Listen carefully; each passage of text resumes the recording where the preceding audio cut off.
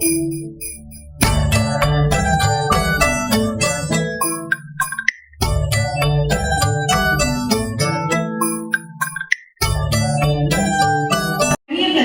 महोदय, संचालकगण, शिक्षकगण एवं यहाँ उपस्थित सभी लोगों का प्रेमचंद जयंती के इस समारोह में स्वागत है।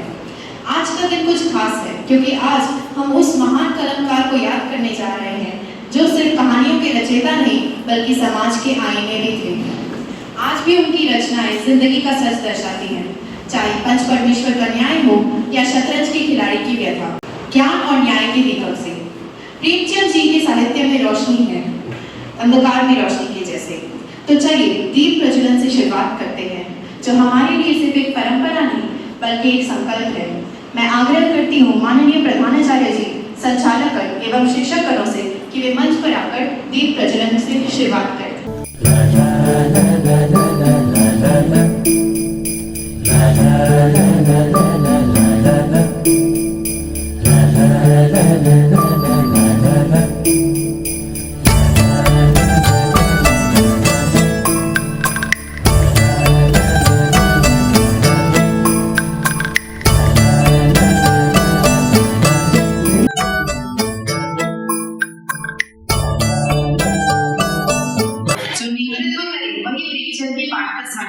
माननीय प्रधानाचार्य जी से मैं निवेदन करती हूँ कि वे मंच पर आएं और अपने विचार हम सबके सामने रखें।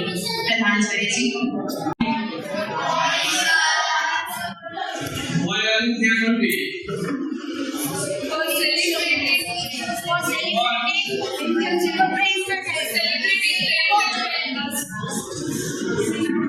Celebration of who is he?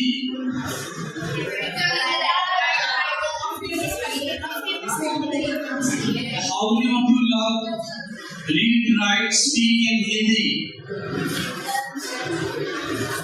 Almost all of you. Thank you very much. Today the day you show respect for celebrating the birth anniversary of Munshi Premchand. What is his original name? Very good. Excellent. Give a big hand.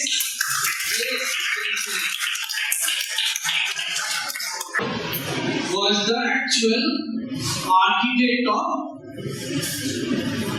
our Hindi language and literature, right?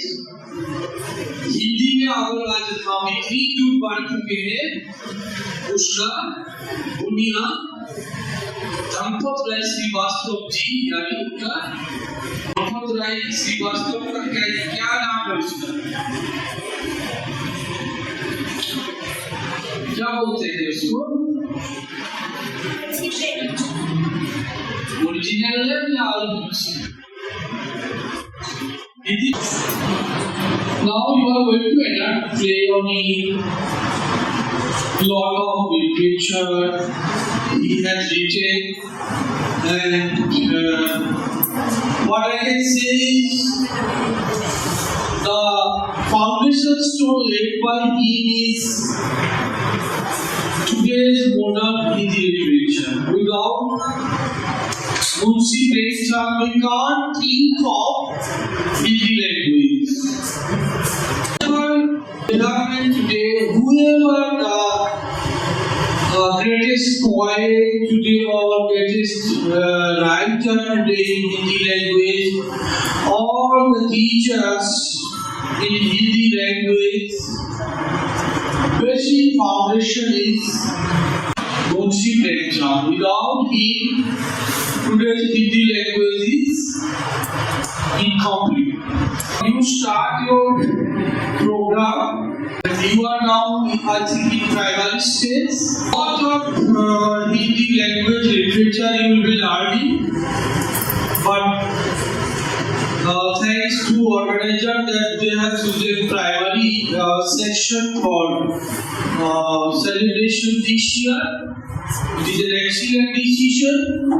You will be performing, acting, doing everything today will be your Hindi भाषा राष्ट्रभाषा, इसको आगे बढ़ाने के लिए अभी से तुम लोगों को कदम उठाना पड़ेगा, क्योंकि हिंदी भाषा सिर्फ राष्ट्रभाषा नहीं है, इसका जो माधुर्य, इसका जो बोल, इसका जो लिटरेचर एक अनमोल चीज है। When you will be in class 6, 7, 8, 9, 10, 11 in your school, you will see how Hindi language and literature become so important and so beautiful, so colorful. Though you will also have other language in your pockets to cope with the future needs. Bengali is your mother tongue, English is your communicative language. Apart from that, as many other languages you can adopt: reading, writing, speaking. At least be the beginner. You may not be proficient enough. Be the beginner in all three: reading, writing, and speaking. So, purpose of telling is, if you are celebrating today the birth anniversary of Munshi Lecturer Dhanpatbhai Srivastava-ji, you should take an oath that with this celebration you will not neglect Hindi literature and language. You may love many languages, but never neglect Hindi language. Hindi language has its own place, has its own crown. आमंत्रित करती हूँ हिंदी विभाग अध्यक्ष Poonam ma'am को, जो आप सबके सामने एक स्वरचित कविता प्रस्तुत करेंगी। मैम, महोदय, संचालक गण तथा यहाँ उपस्थित सभी लोगों का इस समारोह में स्वागत है। मैं कोई रचनाकार तो नहीं हूँ, फिर भी चंद शब्दों के माध्यम से मैंने एक छोटी सी रचना लिखी है, जिसमें अपने मन के भावों को मैंने प्रकट किया है। कविता का शीर्षक है प्रेमचंद मेरे आदर्श। साहित्य की डगर पर चलने वाले तुम हो एक सच्चे राही, तभी तो तुम कहलाए कलम के सिपाही। कहते हैं साहित्य समाज का दर्पण है, तुम्हारा जीवन सदैव इस पर अर्पण। लोग चेहरा साफ कर दर्पण में निहार लेते हैं, तुम दर्पण साफ कर चेहरे को निखार देते हो। लोग कठिनाइयों को देख उससे भाग लेते हैं, तुम कठिनाइयों को झेल अत्यंत सुख पाते हो।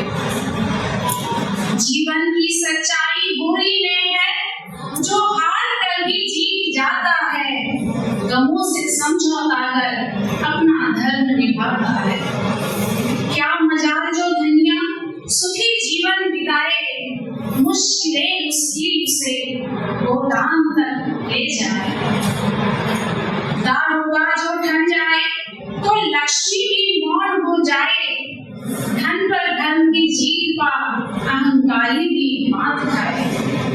जुम्मन और अलगू की सच्ची कहानी तुमने ही रच दी न्याय की रवानी। जहाँ रिश्तों से ऊपर न्याय ठहराया, विश्व को मानवता का पाठ पढ़ाया। तुम्हारी जन्म तिथि है कितनी ही पावन, आओ झुककर करें हम तुमको सदैव नमन। धन्यवाद। मुंशी प्रेमचंद जी ने युवाओं को हमेशा सच्चाई से जीने और रहने की सलाह दी है। अब मैं मंच पर आमंत्रित करती हूँ संयुक्ता दुबे को, जो मुंशी प्रेमचंद जी के बारे में कुछ शब्द कहेंगी।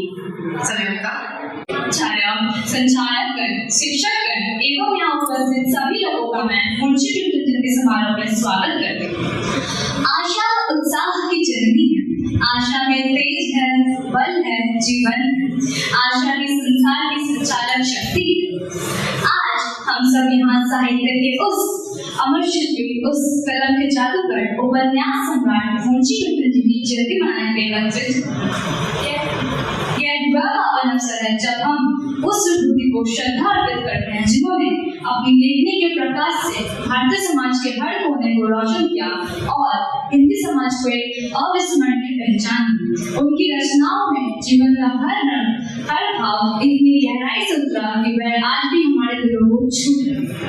प्रेमचंद जी का असली नाम धनपत राय श्रीवास्तव था। उन्होंने अपनी कहानियों और उपन्यासों के माध्यम से समाज की सच्चाई को बड़े सरल और मामूली ढंग से प्रस्तुत किया। उनकी रचनाएं केवल मनोरंजन का ही साधन नहीं थी, बल्कि वह हमें समाज को समझने में करती थी। उन्होंने किसानों, मजदूरों, शोषित वर्ग के दर्द को अपनी कहानियों में जीवन कर दिया, मानो स्नेह पात्रों के साथ जी रहे हों। उनकी कलम से निकली हर कहानी, हर उपन्यास समाज के दबे कुचले लोगों की आवाज है। गोदान, गब्बर, कर्णभूमि, सेवा सदन जैसे अनेक उपन्यास और ईदगाह, पुष्टिराज जैसी अनेक कहानियां आज भी उतनी ही प्रासंगिक हैं।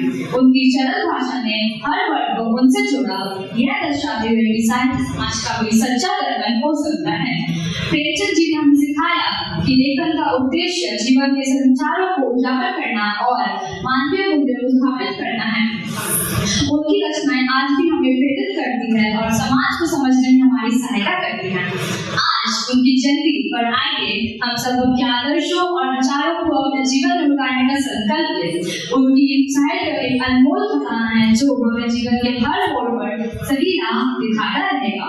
इसी आशा और विश्वास के साथ मैं अपनी वाणी को विराम देती हूँ। आप सभी को दिल से धन्यवाद। जय हिंद, जय साहित्य। गलत नहीं होगा कि अगर प्रेमचंद जी कहानियां लिखते थे तो उनमें कविताएं छुपी होती थी। अब प्रस्तुत है एक ऐसी कविता जो उन्हीं कहानियों के जज्बातों को छूकर गुजरेगी। तालियों के साथ स्वागत कीजिए शिवेंद्र तिवारी का। शिवेंद्र। नमस्कार आप सबको, मैं शिवेंद्र तिवारी कक्षा 10वीं का छात्र आप सभी के सामने एक स्वरचित कविता पाठ करने जा रहा हूँ, जिसका विषय है प्रेमचंद को नमन। ना सोने का ताज था सिर पर, ना सिंहासन की शान थी, फिर भी वो सम्राट बन बैठा, उसके कलम की यही पहचान थी। ना हीरे, ना मोती, ना महलों की बात, बस आम लोगों की सच्ची सौगात। कफन हो या गोदान का हल, हर कहानी करती थी दिल से सवाल। उन्होंने हमें सिखाया सच्चा समाज, जहाँ मेहनत थी, दर्द था और त्याग। ना नकल, ना डर, ना कोई दिखावा, उनकी लेखनी थी सच्चाई का दावा। आज भी जब पढ़ते हैं उनका लेखा तो हर शब्द लगता है जैसे अपना देखा। प्रेमचंद की ये जयंती हमें ये सिखाए, सच बोलो, सही लिखो, सबका दुख समझ आए। सलाम है उस कलम को जो बना गरीबों की भी आवाज़। प्रेमचंद अमर है, उनकी कहानियाँ हैं आज भी हमारे साथ। धन्यवाद। प्रेमचंद जी ने कहा था संगीत मनुष्य को उदार बनाता है, तो अब एक ऐसी कविता प्रस्तुत है जो गीत के रूप में गाई जाएगी। मैं मंच पर बुलाती हूँ प्रवीण कुमार झा को। कक्षा 10वीं का छात्र आज आप सभी के सामने इस प्रेमचंद जयंती के अवसर पर एक स्वरचित गीत सुनाने जा रहा हूँ। कलम की क्रांति प्रेमचंद। प्रेमचंद का नाम जब आए, साहित्य का हर कोना जगमगाए। सारी भाषा में कड़ी कहानियाँ, हर दिल को छूए उनकी निशानियाँ। जयंती पर आज करे नमन, प्रेमचंद को अर्पित ये सुमन। कलम थी उनकी तलवार से भी तेज, बदला समाज का हर अंदाज। गोदान की पीड़ा, ईदगाह का प्यार,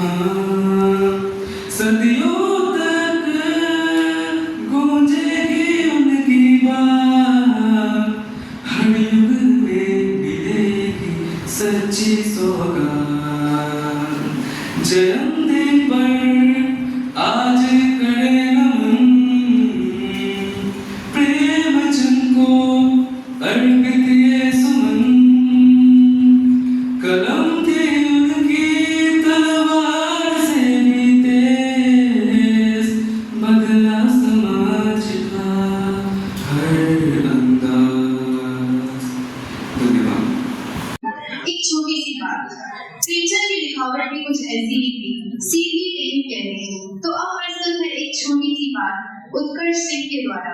छोटी तो है लेकिन असर बड़ा गहरा होगा। मुंशी प्रेमचंद बहुत महान लेखक थे। उन्होंने अपनी कहानियों और उपन्यासों में गरीबों, किसानों और आम लोगों की समस्याओं को दिखाया। उनकी भाषा बहुत आसान और सच्ची होती थी। उनकी कुछ किताबें हैं गोदान, गबन और सेवा सदन। उनकी लिखी कुछ कहानियां हैं ईदगाह, पंचपरमेश्वर और दो बैलों की कथा। मुंशी प्रेमचंद जी हमें सच्चाई, ईमानदारी और मेहनत की सीख देते हैं। वे न केवल एक लेखक थे बल्कि समाज सुधारक भी थे। उनका लिखा हुआ साहित्य आज भी हमारे लिए बहुत जरूरी है। धन्यवाद। कुछ कहानियां ऐसी होती है जिनके पात्र हमसे कुछ सिखाते हैं या हम उनसे जुड़ पाते हैं। ये कहना गलत नहीं होगा कि प्रेमचंद की हर कहानी कुछ ऐसी ही थी, बल्कि ये कहना सही होगा कि प्रेमचंद खुद भी ऐसे ही थे। प्रेमचंद सिर्फ एक लेखक नहीं थे, वो समाज के आईने भी थे। उन्होंने समाज को इतना बढ़ावा दिया है। तो अब प्रस्तुत है स्वयं प्रेमचंद। सौभाग्य उसी को प्राप्त होता है जो अपने कर्तव्य पथ पर उचित रहता है। जिस घर में केवल अधिकार की बातें हो, उस घर में प्रेम कहाँ टिक सकता है। माँ, तुम्हारी उंगलियां तवे से जल जाती थी ना, इसलिए मैं चिमटा ले आया। राम कैसी बनी? हाय राम, मैं क्या खाऊं? पेट में आग जल रही है। कौन है?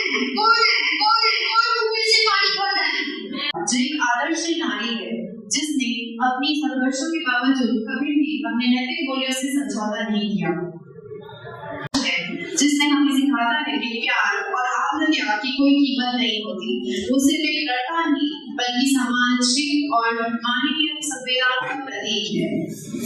और आज तीसरे पात्र की बूढ़ी काकी हम ये सीखती है कि वृद्धावस्था में भी आत्मसम्मान और स्वाभिमान बनाए रखना महत्वपूर्ण है। और आज का आखिरी पात्र था ठाकुर। अपनी शक्ति और संपत्ति का दुरुपयोग करके समाज में असमानता और उत्पीड़न फैलाने वाला ठाकुर का कुआं सिर्फ पानी का स्रोत नहीं था, बल्कि ये प्रतीक था कि उस समय के समाज और जातिगत असमानता धन्यवाद दिखाती है कि न्याय ही सबसे बड़ा धर्म है। तालियों के जोरदार स्वर के साथ पेश है पंच परमेश्वर। मुंशी प्रेमचंद की प्रसिद्ध कहानी पंच परमेश्वर का नाट्य रूपांतरण एक भावनात्मक और नैतिक संघर्ष को दर्शाता है। इसमें प्रमुख पात्र जुम्मन शेख और अलगू चौधरी के बीच का रिश्ता और न्यायप्रियता को बहुत सुंदर ढंग से दिखाया गया है। आइए देखते हैं मुंशी प्रेमचंद की प्रसिद्ध कहानी पंच परमेश्वर का नाट्य रूपांतरण।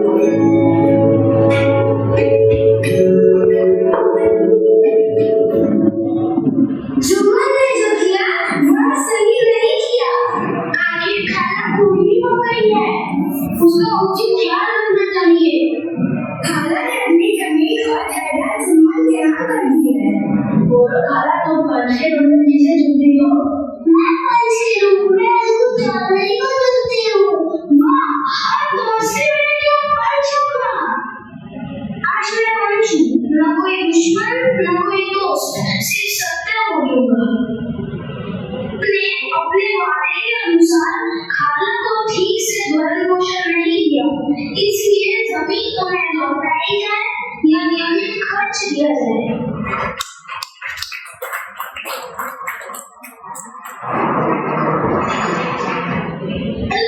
आज मुझे समझ आया कि पंच के गद्दे पर बैठते ही अपना आत्मा में उतर आता है।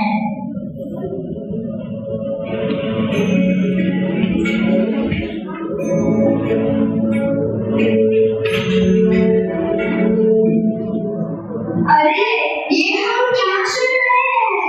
हाँ, अलगू पर बैल को मारने के आरोप लगाए जा रहे हैं। वो समझूंगा अपना किसान आरोप लगा रहा है।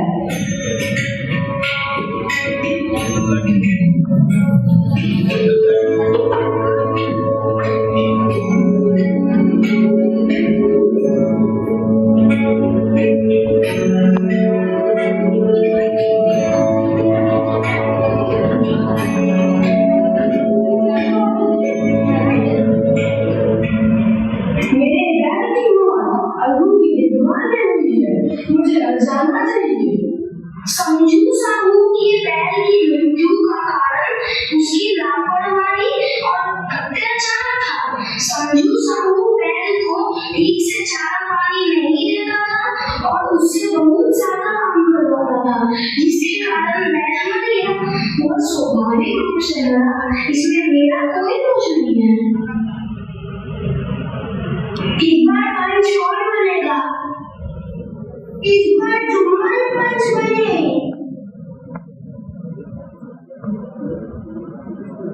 मैं पंच हूँ। इस कुर्सी पर बैठते ही भगवान आत्मा में उतर आता है। बैल की मृत्यु स्वाभाविक थी, अलगू दोषी नहीं, हजारों नहीं बनता।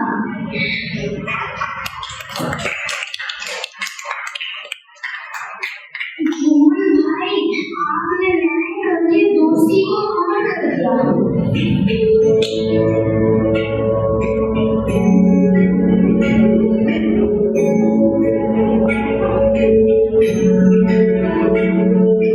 पंच परमेश्वर केवल एक कहानी नहीं, यह भारतीय न्याय परंपरा और आत्मा की आवाज का प्रतीक है। जब कोई निष्पक्ष होकर न्याय करता है, तब वो इंसान नहीं, तब वो परमेश्वर बन जाता है। यही है पंच परमेश्वर की सच्ची भावना। धन्यवाद।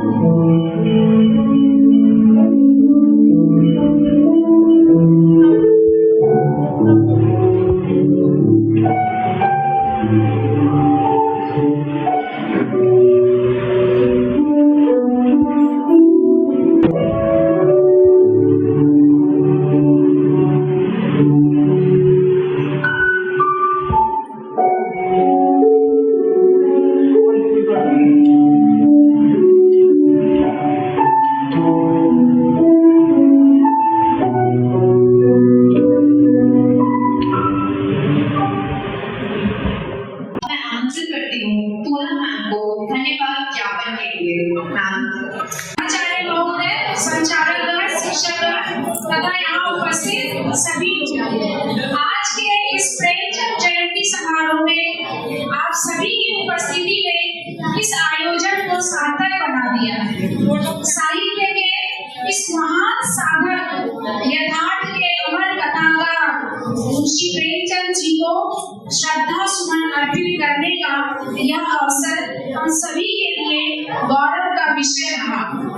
उनके साहित्य में छिपा समाज का दर्पण, नैतिक मूल्यों का संदेश और साधारण जन की असाधारण कहानी आज भी हमारे जीवन को दिशा देने का कार्य करती है। इस आयोजन को सफल बनाने के लिए मैं आयोजन समिति, भाग लेने वाले सभी विद्यार्थियों, वक्ताओं और श्रोताओं का हृदय से धन्यवाद करती हूँ। आइए हम प्रेमचंद जी के आदर्शों को अपने जीवन में उतारने का संकल्प लें और उनके विचारों को आगे बढ़ाएं। इन्हीं शुभकामनाओं के साथ मैं अपना धन्यवाद ज्ञापन पूर्ण करती हूँ। धन्यवाद।